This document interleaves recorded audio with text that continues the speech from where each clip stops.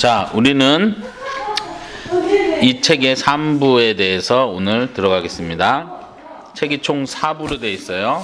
1부는 옳고 그름에 대해서, 2부는 그리스도인은 무엇을 믿는가, 3부는 그리스도인의 행동에 대해서, 그리고 4부는 제목이 인격을 넘어서. 자, 3부의 첫 번째 챕터입니다. 제목 도덕의 세 요소. 읽겠습니다. 어떤 초등학생에게 하나님을 어떤 분으로 생각하느냐고 물었습니다.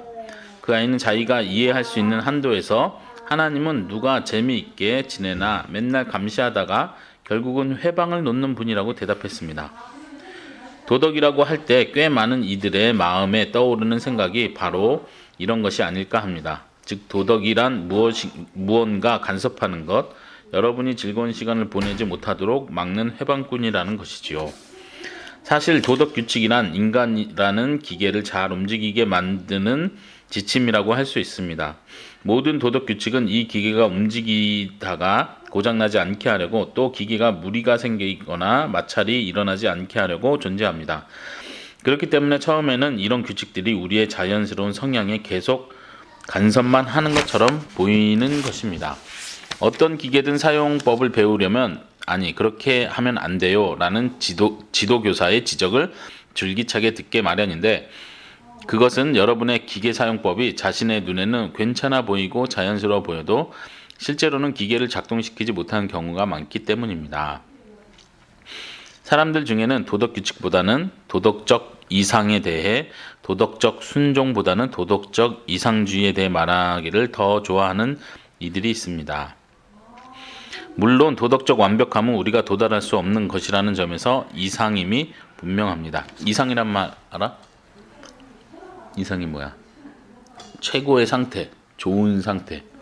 그러니까 착한 사람이 돼야지 이렇게 생각하는 게 아니라 완벽한 사람이 돼야 돼. 전혀 죄를 안 져야 돼. 도덕적으로 완벽해. 막 이렇게 추구하기 힘든 거를 추구한다 할 때 이상주의 이렇게 말하는가?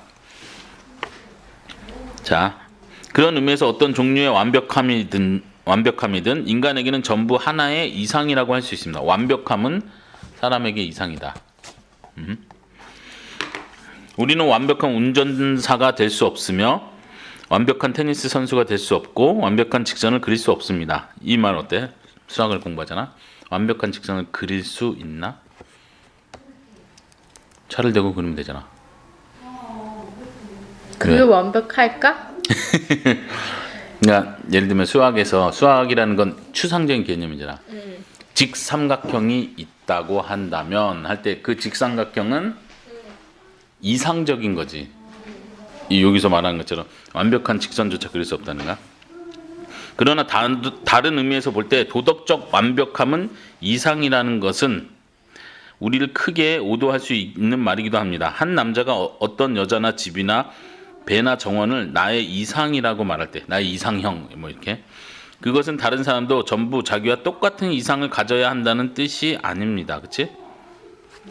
나의 이상이야 할 때, 도덕적 이상이야 할 때 모두가 도덕적으로 똑같은 걸 생각하지 않는다는가? 그런 부분에서 우리 각자 다른 취향을 가질 권리가 있으며 따라서 다른 이상을 가질 권리가 있습니다. 그치? 여자를 이상형 말할 때 각자의 취향이 다르다는 거야. 근데 도덕도 나는 이게 도덕적으로 옳다고 생각해, 이상이라고 생각해, 이게 또 사람마다 다 다를 수도 있다는 거지. 그러면 결국은 도덕은 사람 생각하기 나름이다, 이렇게 가면 또 문제가 된다는 얘기를 하려는 거지. 그러나 도덕률을 지키기 위해 열심히 노력하는 사람을 이상이 높은 사람이라고 표현하는 것은 위험합니다. 이 표현은 도덕적 완벽함이란 개인의 사적인 취향, 사적이라는 건 개인적인 취향으로서 나머지 사람들도 그것을 공유할 필요는 없다고 생각하게 만들 가능성이 있기 때문입니다. 이해하지? 이런 오해는 큰 피해를 불러옵니다. 완벽하게 행동하는 것은 완벽하게 기어를 조작하는 것만큼이나 어려운 일일 수 있습니다. 그러나 차의 속성상 운전하는 사람이라면 누구나 완벽한 기어 조작을 이상으로 삼게 되어 있듯이, 인간의 속성상 인간이라면 누구나 완벽한 행동을 필수적 이상으로 삼게 되어 있습니다. 또 자기가 거짓말을 한 번도 하지 않고 음란한 짓을 절대 하지 않으며 횡포를 부리지 않으려고 노력한다고 해서 스스로 이상이 높다고 여기는 것은 더욱 위험한 일입니다. 부정적인 거, 나쁜 일을 안 했으니까 완벽하다, 이상적이다 말할 수 없다는 거지. 그러다 보면 목에 힘이 들어가기 시작하고 스스로 그런 이상주의에 대해 칭송받아 마땅한 특별한 인물로 착각하게 되기 쉽기 때문입니다. 그러나 이것은 사실 자기가 계산을 할 때마다 정확하게 하려고 노력하니까 칭송받아야 한다고 생각하는 것이나 다른 바가 없습니다. 숫자 계산을 완벽하게 하는 것은 분명히 하나의 이상입니다. 계산을 하다 보면 아무래도 실수를 저지르게 마련이죠. 그러나 계산의 각 단계를 정확하게 하려고 애쓴다고 해서 특별히 훌륭하다 할 수는 없습니다. 오히려 그렇게 하지 않는 것이 바보스러운 일이지요. 실수를 저지르면 결국 자기가 불편해지는 것이니까요. 마찬가지로 도덕적으로 실수를 저지르면 나중에 자기 자신은 물론이고 다른 사람들에게까지 불편을 끼칠 수 있습니다. 이상이나 이상주의 대신 규칙과 순종에 대해 이야기하면 이 사실을 스스로 상기하는 데 도움이 됩니다. 이제 한 걸음 더 나아가 봅시다. 인간이라는 기계는 두 가지 방식으로 잘못될 수 있습니다. 하나는 표시. 하나는 개인들이 각기 따로 놀거나 충동함으로써 서로에게 해를 입히는 경우로서 속임수를 쓰거나 횡포를 부릴 때 이런 일이 일어납니다. 서로 싸울 때. 다른 하나는 각 개인의 내부에 무언가 문제가 생기는 경우, 즉 한 개인을 이루고 있는 서로 다른 부분들이 각기 따로 놀거나 충동하는 경우입니다. 개인 안에서 또 충돌이 일어날 수 있다는 거야. 인간 대 인간으로 충돌이 일어나기도 하고 자기 한 사람 안에서 자기 스스로 충돌을 일으키기도 한다는 거겠지. 인간을 편대를 지어 항해하는 선단에 비유하면 이 점이 더 명확히 이해될 것입니다. 항해가 성공하려면 무엇보다 먼저 배들이 서로 충돌하지 말아야 하며 각자의 항로를 방해하지 말아야 합니다. 아까 위에 선단이라는 건 배를 말하는 거겠지? 배의 군단. 둘째로 각자의 배들은 항해에 적합한 조건을 갖추어야 하며 양호한 엔진 상태를 유지해야 합니다. 배 자체가 건강해야 된다는 거지. 사실 이 두 가지 사항은 뗄래야 뗄 수 없는 관계에 있습니다. 만약 배들이 서로 충돌을 거듭한다면 머지나 항해에 적합한 조건을 상실할 것입니다. 반면에 각 배의 조타 장치에 이상이 생기면 배들은 충돌을 면할 도리가 없겠지요. 또 인류를 어떤 곡을 연주하는 악단에 비유해도 좋습니다. 연주가 좋은 결과를 얻으려면 두 가지 요소가 필요합니다. 즉, 각 연주자들의 악기가 잘 조율되어야 하고 각각의 악기는 다른 악기와 잘 융화될 수 있도록 정확한 순간에 소리를 내야 합니다. 그런데 우리가 아직 고려하지 않은 사항이 하나 있습니다. 그것은 이 선단이 가고자 하는 목적지가 어디인가, 이 악단이 연주하고자 하는 곡이 무엇인가 하는 점입니다. 아무리 악기들이 전부 잘 되어 있고 정확한 순간에 소리를 냈다 해도 춤곡을 연주해야 할 상황에서 장송곡을 연주했다면 그 연주는 성공했다고 볼 수 없습니다. 또 선단이 아무리 순조롭게 항해했다 해도 뉴욕에 가야 할 배들이 캘커타에 도착했다면 그 항해는 실패했다고 보아야 할 것입니다. 이처럼 도덕은 세 가지 사항과 관련이 있습니다. 도덕에 대한, 지금 아까 제목이 뭐였어요? 도덕의 세 요소, 이게 제목이었으니까 진정한 도덕을 얘기하기 위해서 세 가지가 필요하다는 것. 첫째, 도덕은 각 개인이 서로에게 공평하게 처신하며 조화를 이루는 일과 관련되어 있습니다. 서로에게. 둘째, 각 개인의 내면에 있는 것들을 정돈 또는 조화시키는 일과 관련이 있습니다. 자기 스스로.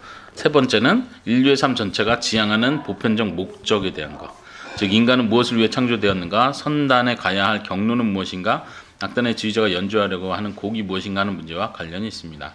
지금 이 세 가지, 도덕에 대한 세 가지 요소, 이게 이제 오늘 챕터의 핵심인데, 다시 한번 반복하면, 첫째는 각 사람이 서로 조화를 이루는 거, 싸우지 않고 평화를 이룰 수 있는 거. 두 번째는 각 사람의 내면이 잘 정리가 되어 있는 거. 세 번째는 그 삶의 목적이 무엇인가에 대한 거. 뭐 되게 단순한 것 같은데 뭐 배의 비유를 하면서, 연주자의 비유를 하면서 이 세 가지 요소를 딱 가져왔지.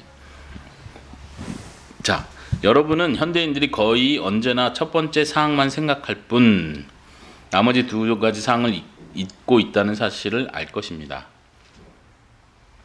그치, 도덕적으로 착하다는 건 이 사람이 누군가의 피해만 주지 않고 누군가를 도와준다면 그건 도덕적이라고 생각한다는 거야. 그렇지만 지금 두 번째, 세 번째도 중요하다는 거지. 너 속이 어떤가, 삶의 목적이 뭐냐도 중요하다는 거야. 신문에서 기독교적 도덕 기준을 지키기 위해 노력해야 한다고 말하는 것은 대개 국가와 계층과 개인이 서로 친절하게 대하며 공정하게 처신하기 위해 있어야 한다는 뜻에서 하는 말입니다. 그치? 즉, 첫 번째 사항만을 생각하는 것이죠. 어떤 일을 하고 싶을 때 다른 사람에게 해를 끼치는 일은 아니니까 괜찮아라고 말하는 사람도 오로지 첫 번째 사항만을 생각하는 것입니다. 옆 배와 충돌하지만 않으면 자기 배의 내부 상태에 어떻든 중요하지 않다는 것이지요. 사실 도덕에 대해 생각하기 시작할 때 첫 번째 사항인 사회적 관계부터 생각하는 것은 아주 자연스러운 일입니다. 이 부분에서 벌어지는 부도덕한 짓들은 식별하기도 쉬울 뿐 아니라 직접적으로 매일 우리에게 고통을 주기 때문이죠. 전쟁, 가난, 부정부패, 거짓말과 비열한 짓들처럼 말입니다. 게다가 첫 번째 사항에 관한 한 사람들의 의견이 갈릴 이유가 거의 없습니다. 인간은 서로 간에 정직하며 친절하며 도움을 주어야 한다는 것은 모든 시대에 거의 모든 인간들이 이론적으로는 동의해온 바이니까요. 그러나 첫 번째 사항부터 생각하게 되는 것이 아무리 자연스러운 일이라 해도 도덕에 대한 생각이 그 지점에 멈추고 만다면 아예 생각을 시작하지 않는 것이나 다를 바가 없습니다. 여기에서 도덕의 두 번째 사항, 즉 각 인간의 내면을 정돈하는 일로 나아가지 않는다는 것은 자신을 속이는 일입니다. 자, 여기까지 무슨 얘기를 했냐면 다시 설명해 줄게. 첫 번째 사항을 사람들이 많이 생각한다 했잖아. 남에게 해를 끼치지 않는 거. 그러니까 그게 당연하고 그렇게 시작할 수 있다. 근데 거기서 멈추면 안 된다. 두 번째 사항까지도 나가야 된다. 이 얘기를 한 거예요. 자, 사실상 조정이 불가능할 정도로 배들이 낡은 데다가 결함투성이라면 아무리 충돌을 피하는 조정법을 가르쳐봐야 무슨 소용이 있겠습니까? 우리가 알고 있는 바처럼 사실상 우리의 탐욕과 비겁함과 못된 성질과 자만심 때문에 규칙을 지킬 수 없다면 아무리 사회적 행동을 위한 규칙을 작성해봐야 무슨 소용이 있겠습니까? 지금 저는 사회, 경제, 제도 개선에 관해서는 생각할 필요가 없다고 열심히 생각할 필요가 전혀 없다고 말하는 것이 절대 아닙니다.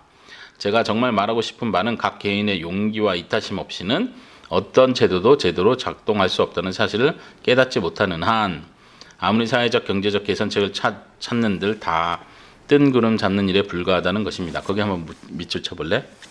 어디죠? 각 개인의 용기와 이타심 없이는 어떠한 제도도 제대로 작동할 수 없다는 사실을 깨닫지 못하는 한 아무리 사회적 경제적 개선책을 찾는들 다 뜬구름 잡는 일에 불과하다. 이게 무슨 말이야? 나 아까 말했던 것처럼 서로에게 피해를 주지 않는다. 그 첫 번째 도덕 요소를 위해서 규칙을 세운 거지. 이렇게 하면 벌을 주고 남에게 피해를 주면 이거 법적으로 처리하고 막 법을 막 세워도 그렇게 제도를 잘 세워놔도 각 개인이 마음속에서부터 그 제도를 잘 지키기 위해서 용기를 내서 이타심 없이 그 제도에 잘 따르는 그 개인이 잘 정비가 되지 않으면 그런 법 자체가 소용이 없게 된다 이 얘기지. 이해돼? 이해돼요? 네. 아주 단순한 원리인데 에스더가 커가면서 세상을 보다 보면 결국은 다 이 한계에서 부딪히는 거야. 법은 엄청 만들어내는데 예를 들면 어제 우리가 뉴스를 같이 봤지만 김영란법을 만들었단 말이야. 뇌물 주지 않는 법. 근데 문제는 뭐야? 법은 엄청 세밀해서 너무 복잡해. 그러면 이제 한국에는 뇌물 주는 사람들이 다 없어질까? 그럼 100%안 없어지네. 그 법을 이용해서 또 머리 쓰는 사람들이 반드시 나와. 왜냐면 아까 말한 것처럼 겉으로야 법을 지키는데 속에서 그걸 이용해 먹는 거지. 그냥 사람이 각 개인이 이게 고쳐지지 않으면 소용이 없다 이 말이에요. 지금 이게 그런 얘기야. 근데 살다 보면 결국은 다 이런 문제에 부딪힌다는 걸 알게 돼. 그러니까 지금 여기서 C.S. 루이스가 하고자 하는 말은 각 개인이 고쳐져야 된다. 개인이 고쳐지는 게 어떻게 가능하냐. 이제 이런 마지막까지 몰고 가겠지. 그리고 아까 인생의 목적이 도덕을 논할 때 빠질 수 없다 얘기한 거죠. 결국 인생의 목적은 창조주와 연관해서 말하지 않으면 인생의 목적을 말할 수 없게 되는 거지. 그렇게 설명을 할 것 같아. 자, 계속 읽겠습니다. 현 제도 하에서 자행되는 특정한 종류의 부정부패나 횡포를 없애기에는 그리 어렵지 않습니다. 그러나 인간이 여전히 부정직하며 횡포 부리기를 좋아하는 한 새로운 제도 하에서도 예전에 하던 짓을 계속할 새로운 방법을 반드시 찾아내고야 말 것입니다. 그렇지. 법으로는 인간을 선하게 만들 수 없습니다. 그렇지? 그리고 인간이 선해지지 않는 한 사회는 좋아질 수 없습니다. 인간이 먼저 선해져야 된다. 이것이 우리가 두 번째 사항, 즉 각 개인의 내면에 있는 도덕에 관해 생각해야 하는 이유입니다. 그러나 저는 이 두 번째 사항까지만 이야기해서도 안 된다고 생각합니다. 우리는 우주에 관해 어떻게 달리 믿느냐에 따라 행동도 달라진다는 이야기를 해야 합니다. 우주에 관해 어떻게 믿느냐, 이 말이 이제 신에 대한 관념이, 내가 어디서부터 왔고 무엇을 위해 왔고 신이 있는가, 존재하는가, 무엇을 위해 창조했는가, 이런 이야기죠. 우주에 관한 생각. 얼핏 생각하기에는 굳이 거기까지 갈 것 없이 지각 있는 사람이라면 누구나 동의할 만한 때까지 말하는 것이 그야말로 지각 있는 행동처럼 보입니다. 그러나 그것이 과연 가능한 일일까요? 종교는 사실에 관한 일련의 진술, 즉 참이거나 거짓일 수밖에 없는 진술들과 관련되어 있다는 점을 기억하십시오. 만약 그 진술들이 참이라면 인간이라는 선단의 바른 항해가 무엇이냐에 대해 일단의 결론이 나올 것입니다. 물론 그 진술들이 거짓이라면 아주 딴판의 결론이 나오겠지요. 예를 들어 다른 사람에게 해가 되지 않는 일은 잘못이라 할 수 없다고 말하는 사람의 경우를 생각해 봅시다. 그는 주변에 있는 다른 배에 손상을 입혀서는 안 된다는 점을 잘 이해하고 있지만 솔직히 자기 배는 자기 마음대로 해도 좋다고 생각합니다.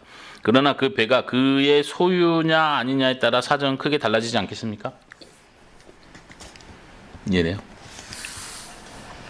보통 사람들이 그렇게 하잖아요. 내가 누구한테 피해 준 거 아닌데 내가 내 마음대로 하는데 뭐가 문제야? 뭐가 문제야? 라고 하는데 그치, 문제 없지라고 생각하지만 이 하나님이 창조주가 있다고 하면 너가 너 마음대로 하는 게 문제지. 그 얘기를 하는 거야. 배의 소유주가 따로 있다면 네가 배를 부딪히지만 않으면 다가 아니라 배를 네 마음대로 운전하는 것 자체가 문제가 된다는 거지. 아주 좋은 예야. 이게 이렇게 말을 잘하는 사람은, 지혜롭게 하는 사람은 항상 자기가 하고자 하는 말에 예를 갖다 와. 예를 가져오는 지혜가 되게 필요한 거야. 설교할 때도 그렇지만 우리가 누군가 대화하고 설득할 때도 예를 들어주는 거. 항상 예를 들어서 너가 이런 상황이라 생각해봐, 이렇게 했다. 그러면 설득이 되지. 근데 이게 논리적으로 이건 옳지 않고 이건 맞고 이건 틀리고 이건 이렇게 해야 돼, 이렇게 하면 맞는 것 같은데 설득은 안 돼. 그때 예를 들어주는 거야. 이게 아주 그냥 C.S. 루이스가 그런 예를 잘 들지. 쉽게, 아주 쉽게. 자, 어디까지 했죠?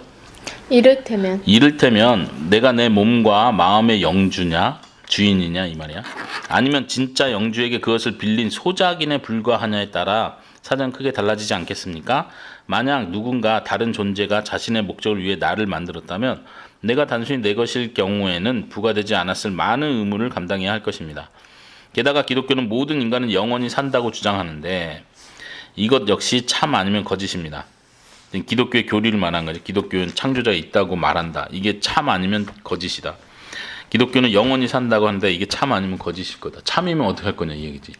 둘 중에 하나인데, 만약 우리가 영원히 사는 존재라면 겨우 70년 정도 살다가 죽을 존재일 경우에는 전혀 고민할 필요가 없는 아주 많은 것들을 놓고 고민해야 합니다. 예컨대 지금 나의 잘못된 성질과 시기심이 점점 심해지고 있다 합시다. 이것은 점차 진행되는 이름으로 70년이 지난다 한들 눈에 확 띄일 정도로 심해지지는 않을 것입니다. 그러나 이 일이 100만 년 동안 계속된다면 그야말로 완벽한 지옥이라고 하지 않을 수 없겠지요. 기독교가 진짜 참이라면 지옥이야말로 이 상태를 정확하게 꼬집어주는 용어라고 할 것입니다. 이 논리는 좀 아빠가 동의가 안 되네. 혜선아 어떻게 생각해? 그러니까 지금 죄가 계속 커지면 100만 년 동안 죄가 커졌으면 그게 지옥 아니고 뭐겠냐 이런 논리인데 이거는 좀 그렇죠. 그렇겠지만 다른 면에서는 그렇게 볼 수 있긴 한데 딱히 공감이 되지는 않겠다. 네, 하여튼 넘어갑시다.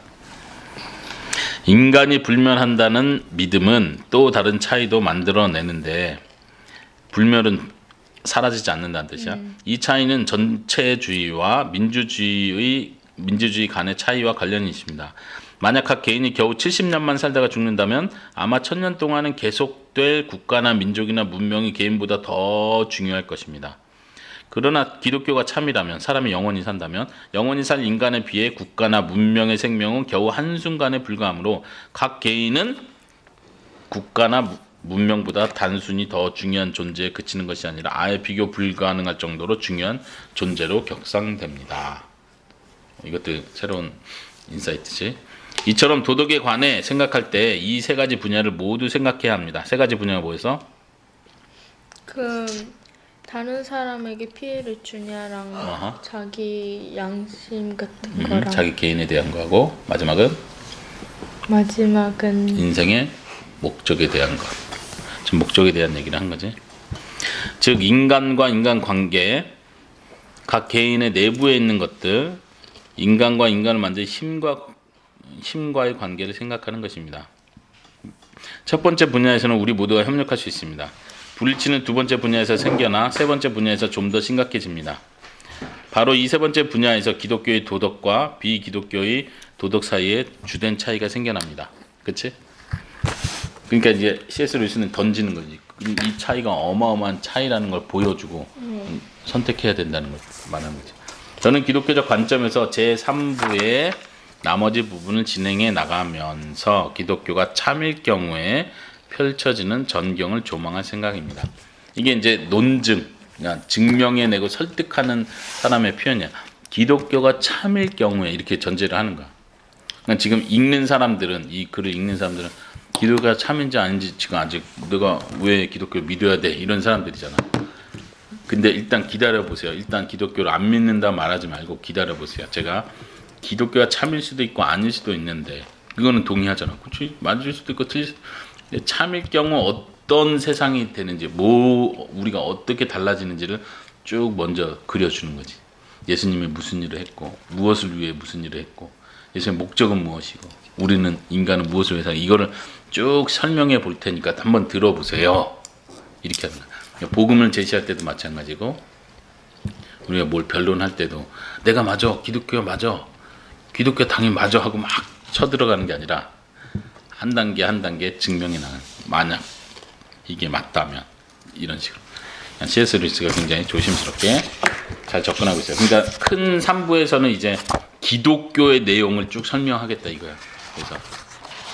그래서 얘가 제일 두꺼운 건가? 그렇지. 나머지를 이제 읽는 사람이 결정하십시오. 이렇게 하는. 4부까지 있다고 했으니까. 네, 오늘은 여기서 마치겠습니다.